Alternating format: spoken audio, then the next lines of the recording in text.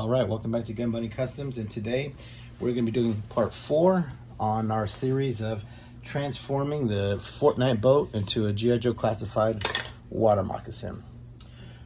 So what I've done so far is, because it's been a while since I've done it, it's been a couple of weeks since part 3, mainly because I've had my son most nights, and then also it's been hard to find the styrene, so I have to keep going hunting for more and more styrene because it's specific ones that I use.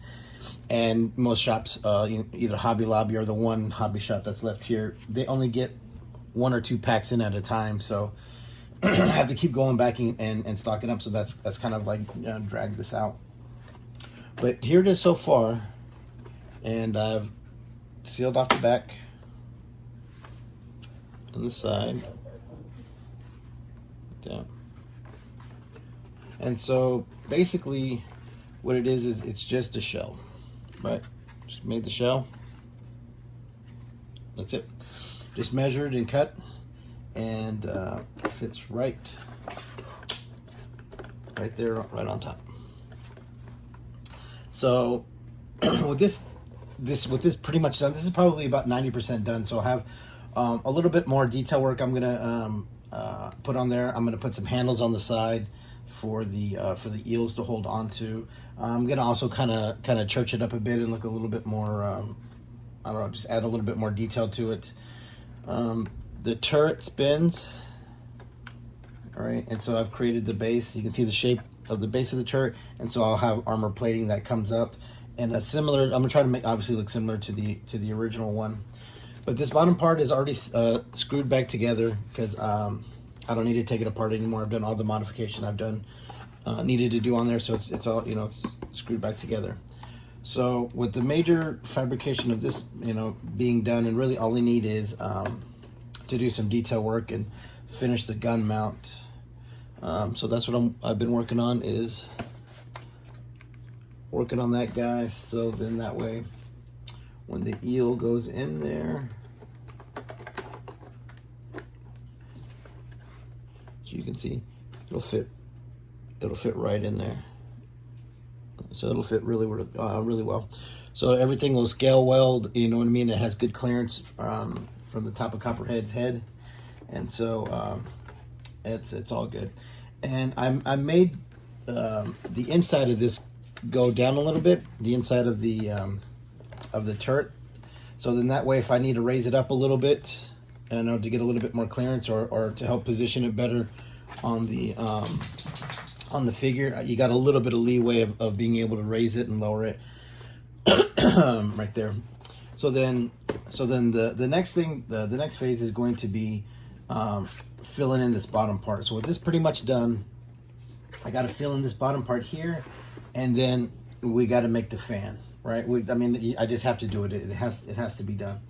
So some people had suggested that I try maybe like getting like a desk fan, like maybe like an 8-inch or 6-inch desk fan, and I might end up doing that. I want to try to fabricate it first, and I might end up doing it mostly because I need the ring, the big ring around it. But what I figured out earlier, just by happenstance, was that this plate, or this pallet here, is the perfect diameter for it, right? It's the perfect diameter. It's the perfect size for it. So what I'm gonna do is I'm gonna use this as my guide, and I'm going to build, and then I'm gonna build around it. Now for the props, and the reason I don't really want to use the fan is because the props on the fan are real fat. You know what I mean? Obviously because of push air, because it's a fucking fan. But the props on the original one, they're thin. They're more like I guess like helicopter props is the only other way I can explain it. So what I did was I ordered some drone props to try them on. To me, they looked a little bit more streamlined and sleek. It didn't look like I didn't want it to look like a really fancy desk fan. So I'm gonna try that. I'm gonna try to create it using that, and if not, then I will have to use the outer ring of the fan housing. I'll get a cheap one and just cut it all down and use the parts that I need. And then I'll have the shaft of it going somewhere here, so then that way it obviously looks like it connects to the motor that's under this cover. And I'll be adding some vents and stuff like that, some detail back here as well. But I think it closed out nicely. We were able to really kind of keep the shape of the Moccasin. We were able to keep it really low and a sleek profile. And also we're going to be have this sort of mock-up one, but I'll also be making a good clean version of this that's going to be attached there. And so it'll look all nice and even. It'll be it'll look good. But I think that looks good for now. You know what I mean? Not bad for the time that we've put in. Like I said, it's hard for me to put in time when I have my son a lot. So like I said, next step is going to be trying to fill these in, and then do the fan, and then I have the paint, and then I just have to figure out how I'm going to lay it. You know, what colors are going to be what. But then you know, before we get to that point, we'll have another episode where I seal this onto there. You know, I actually glue it on there for good. Seal in all the gaps, fill in all the holes. That's the other thing that we got to do, is we got to fill in these holes here and here where those Back to the Future pipes went. And then like I said, fill this in. And I don't know if I'm going to be able to, because of how complex this like concave. It's a really odd shape. You know, because it held those turbo jets. I don't know if I'll be able to, or how I'll be able to kind of continue this back, but I'll figure something out. I wanted to do more than just kind of like half-assedly seal it up.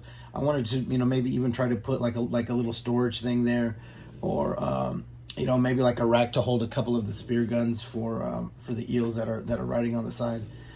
Some kind of cool little feature, something like that. And so that's what's coming up next. So like I said, I got the pattern, and then I am going to try and see if I can make it work by gluing it and heating it at the same time, which I am sure I am bound to fuck that all up.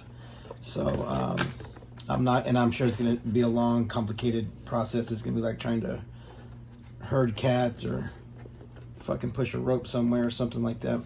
But it's flat here. So if you look at it, right, it's flat this way, and then it goes down this way, and then it kind of curves in and back out. So I'm gonna try to pre-shape these pieces a little bit more, heat them up and try to kind of, you know, pre-shape them a little by little, figure out exactly, like right there's perfect for that gap. So then, see that, how that fits that gap perfectly, boom. So I just got to figure out the points that I can glue here to keep it clean, and then maybe try to heat it and press it down, glue it, heat it, press it down, glue it, heat it, press it down. You know what I mean? Try to keep the styrene in a semi, malleable, state the whole time. So that's what I'm going to be trying, and I just want to kind of give an update to show you how things have been going with the Moccasin. And I'm also working on the Sigma 6 Dragonhawk. So I went ahead and just as a base used Cobra Blue. I don't think that this is going to be the actual color. I'm not just going to leave it blue like this. I have a couple of ideas of things I want to do, but I just haven't figured it out just yet. But these two I'll be working on simultaneously, and so then that way for Cobra Sunday, you know what I mean, we got a good Cobra vibe going on, working on some Cobra vehicles. Okay, so that's it for now. Oh, and actually let me show you this. So I want Wild Weasel to be the pilot to that. That's what I figured out. So I found this I think he's a Power Ranger. He's like a turbo something, I don't know. But when I saw his helmet, I thought, man, that almost looks like a Wild Weasel helmet if you just kind of work on the inside, work on this center part here that gives it his kind of distinctive nose. And so it was $6 at Ross. So I said, what the hell? So I bought it to take a chance. on it, and so I'm building a wild weasel for that as well. And he's got to be on a smaller frame because any of the larger size Joes don't fit into that Dragon Hawk. So I got to build him on like a smaller Snake Eyes on the smaller Snake Eyes frame. So we shall see. So that's all going up with that guy, and then that's what's going on with the water moccasin. All right. So let me get done with getting all this, and then I'll try to film part 5, and maybe I can get that done today actually, because I don't think I'm getting my son tonight. All right. Well, y'all have a good day, and we'll see you next time.